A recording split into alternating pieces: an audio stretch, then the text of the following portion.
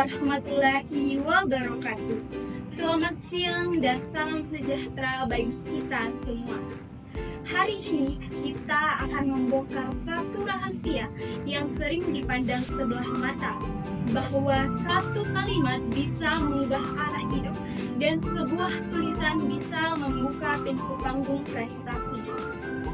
Selamat datang di talk show inspiratif dari kata ke karya, menulis jalan menuju panggung prestasi. Saya Peggy Angaraini akan memandu kalian semua dalam perjalanan seru dan penuh inspirasi hari ini.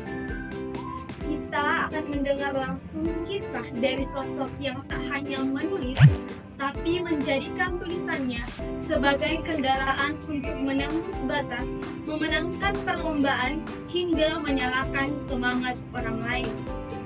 Tanpa berlama-lama lagi, mari kita sambut narasumber kita yang luar biasa hari ini, Kak Marsyanda.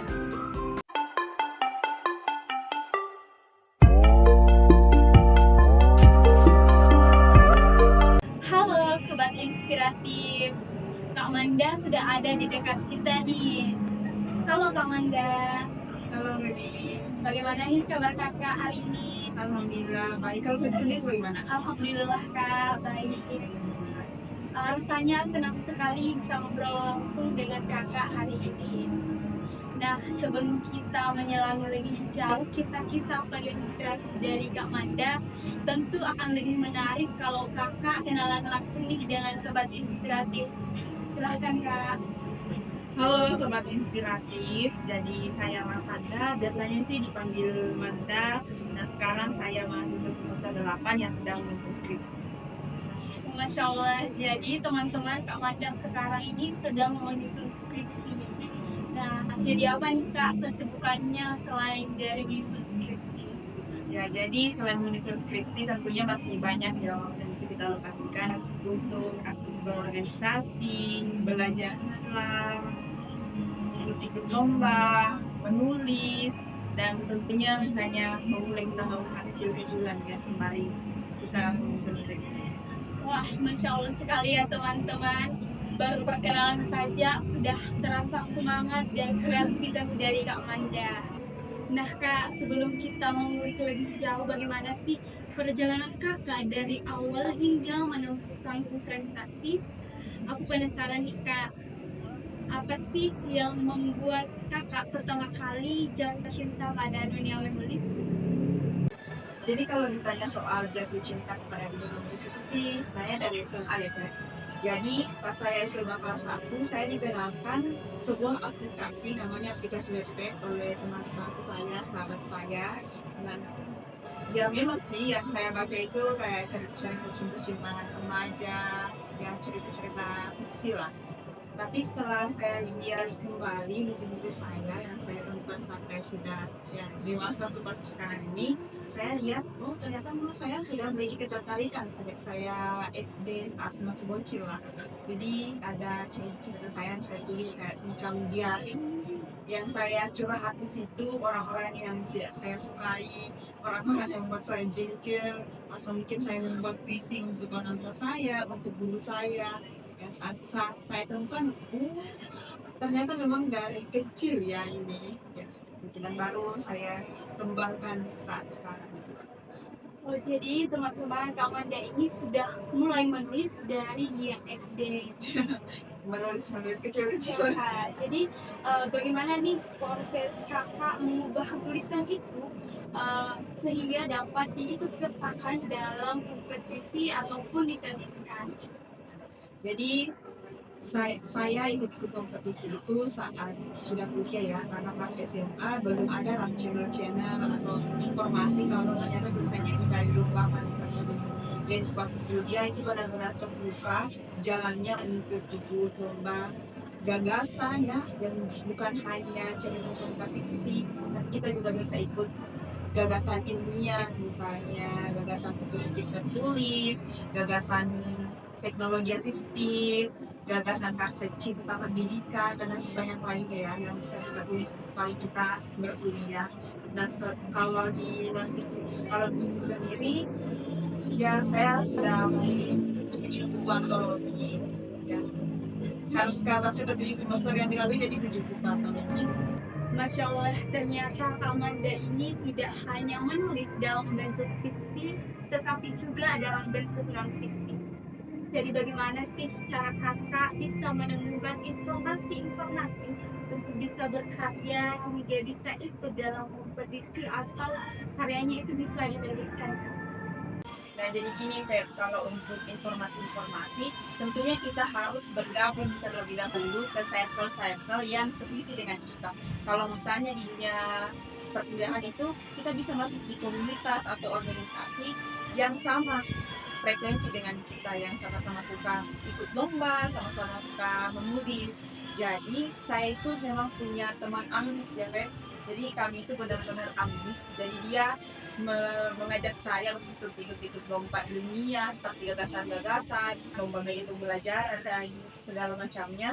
Karena saya memang basicnya di dunia fiksi seperti ini, jadi saya yang mengajak dia untuk ikut menulis cerita, ya, cerita-cerita pengalaman, cerita-cerita pribadi. Jadi kami itu saling tarik menarik lah. Nah, seperti itu. Jadi kita tidak bisa lepas dan akan tetap ikut karena dia ikut di yang saya sukai atau basic saya, dan saya juga akan tetap ikut lomba-lomba, dan teman saya ini sangat suka ikut lomba, jadi saling tarik menarik lah, dan itu bisa kita dapatkan di kelas perkuliahan ataupun di organisasi. Jadi cari partnermu guys. Dan Nah, jadi Kak Manda ini ternyata suka bergabung dengan orang-orang yang ambis, ya Kak.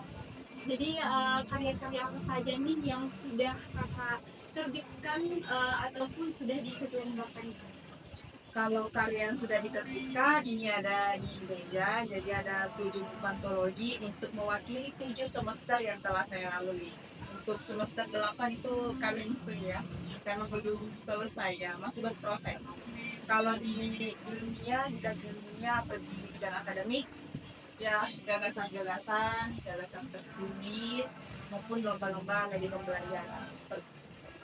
Wah, ternyata tadi itu ada 7 semester teman-teman dan Kak Manda ini sudah menulis 7 buku.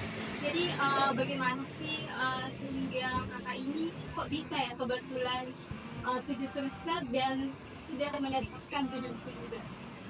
Jadi 7 buku ini adalah buku antologi ya, yang saya menulis bersama teman-teman saya.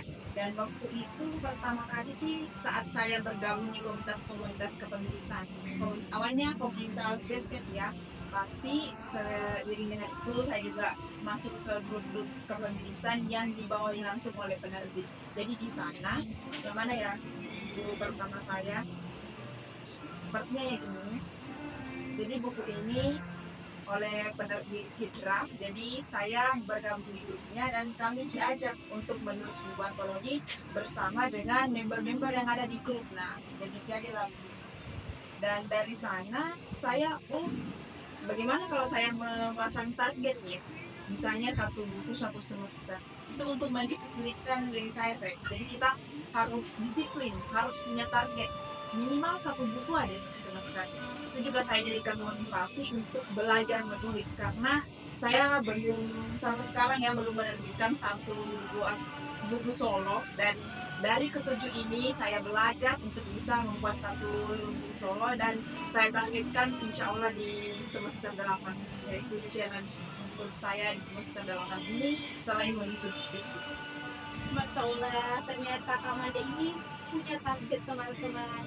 Nah Kak, dari sekian banyak pencapaian, mana sih yang paling berkesan menurut kakak dan bisa mengubah cara pandang kakak dalam kepenulisan? Kalau yang paling berkesan itu kayak di buku ini, yang prestasi bukan kebetulan. Jadi saya tulis ini bersama teman-teman saya di organisasi, di menyebut organisasi, nggak apa-apa. Nah, jadi saya tulis ini bersama teman-teman saya di organisasi ilmiah sebenarnya ya. Kami di sini kayak lomba-lomba ilmiah. Jadi bidangnya di lomba-lomba ilmiah, tapi saya ajak mereka berkolaborasi untuk menulis cerita-cerita bersama ketua bidangnya ya. Jadi yang paling berkesan ini kenapa? Karena di sini saya menulis proses saya untuk bagaimana bisa saya ke Jogja gratis. Ya, ya, Kakak sudah ke Jogja teman-teman. ya. Semuanya sudah banyak sih yang mau ke Jogja, tapi ini via jalurnya itu jalur prestasi. Masya Allah ya teman-teman. Ya, jadi sangat berkesan ya karena ini kami membuat media pembelajaran, kemudian kami mewakili Fakultas Ilmu Pendidikan Universitas Negeri Makassar untuk diberangkatkan ke Jogja untuk mempresentasikan media pembelajaran kami yang namanya Magic Learning House. Nah, jadi Magic Learning House itu media pembelajaran yang saya buat bersama 4 partner saya, partner ambis saya, dan alhamdulillah kami bisa naik pesawat, bahkan naik panggung presentasi. Itu semua gratis, plus dapat uang saku dan dapat uang hadiah. Masya Allah ya teman-teman. Jadi bagaimana nih menurut kakak prinsip apa sih yang paling penting dimiliki oleh seseorang agar bisa meraih apa yang mereka cita-citakan dari awal? Kalau yang saya ingat dan yang saya selalu terapkan sampai sekarang, tentunya semangat. Satu kata itu saja ya. Jadi saya selalu diberikan kata semangat oleh orang tua saya. Jadi awalnya saya tidak paham sih apa sih maksud semangat itu. Saya pahamnya kayak semangat itu hanya kata-kata. Ternyata kalau kita selami lebih dalam, semangat itu punya banyak makna. Jadi kita tidak bisa melakukan sesuatu kalau kita tidak semangat. Jadi semangat itu kayak dorongan dari dalam diri kita. Kalaupun kita melakukan sesuatu tanpa semangat, ya pasti hasilnya akan berbeda tentunya. Dan bisa jadi juga kita tidak akan melakukan hal tersebut karena kita tidak punya semangat. Kalau ditanya lagi, bagaimana sih caranya agar kita semangat? Ya, tadi itu kita punya target. Dan setelah kita punya target, kita lakukan. Karena tanpa kita lakukan juga, ya nol. Itu sih Nah teman-teman, jadi prinsip Kawanda itu hanya satu kata, yaitu semangat. Jadi bagi teman-teman yang ingin terus berkarya atau baru ingin memulai berkarya, tetap semangat. Nah, terakhir nih Kawanda, apa sih pesan kakak untuk teman-teman yang baru ingin menulis atau sebenarnya dia sudah menulis tapi masih ragu apakah tulisannya itu tidak cukup layak untuk dipublikasikan? kalau berbicara soal menulis dan katanya tidak layak, tolonglah jangan berkata seperti itu karena cerita pertama saya juga sangat membuat saya malu saat saya baca lagi sekarang kak, cerita apa ini, kenapa seperti ini.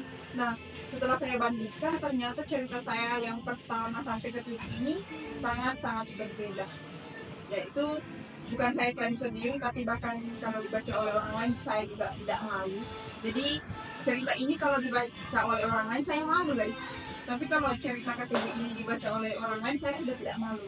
Itu membuktikan bahwa semakin banyak kita menulis maka akan semakin berprogres juga tulisan kita, akan semakin berkembang juga ya. Jadi kalau seperti ini. Nah teman-teman, jadi itu adalah pesan dari Kak Manda. Jadi apa sih motivasi Kak Manda hingga bisa menulis hingga akhir semester, apalagi Kak Manda ini sekarang udah semester 8 teman-teman. Ya, jadi motivasi saya dari seorang mentor dari saat saya maba. Jadi kata beliau, jika kamu tidak punya privilege seperti uang atau koneksi orang tua, maka jangan melemah-lemahkan diri. Ya, itu saja, jangan melemah-lemahkan diri. Itulah ya teman-teman, jadi teman-teman yang baru ingin menulis maka ada motivasi dari Kak Manda untuk tetap semangat dan jangan melemah-lemahkan diri. Luar biasa sekali ya teman-teman. Hari ini kita telah belajar bahwa menulis bukan hanya tentang merangkai kata, tapi juga bagaimana menemukan suara diri, menyusun mimpi, dan melangkah menuju prestasi. Dari kisah Kak Marsyanda tadi, kita tahu bahwa setiap ide yang kita tulis bisa menjadi jembatan menuju panggung-panggung prestasi. Dan bahwa tak ada karya besar yang lahir tanpa keberanian untuk memulai, walau hanya dari satu paragraf kecil. Semoga obrolan ini bisa menyalakan semangat teman-teman semua untuk mulai menulis, bukan besok tapi hari ini. Karena siapa tahu satu tulisan sederhana itu adalah awal dari jalan panjang menuju cahaya. Saya Feby Anggaraini, Saya Marsanda. pamit undur diri. Sampai jumpa di kesempatan berikutnya. Dan jangan lupa, tulis apa yang kamu pikirkan, pikirkan apa yang kamu tulis, dan biarkan dunia membaca versimu. Wassalamualaikum warahmatullahi wabarakatuh. Terima kasih, Kak. Ya, terima juga ya Feb sudah mengundang saya, semoga benar-benar menginspirasi. Ya, Kak. Dah.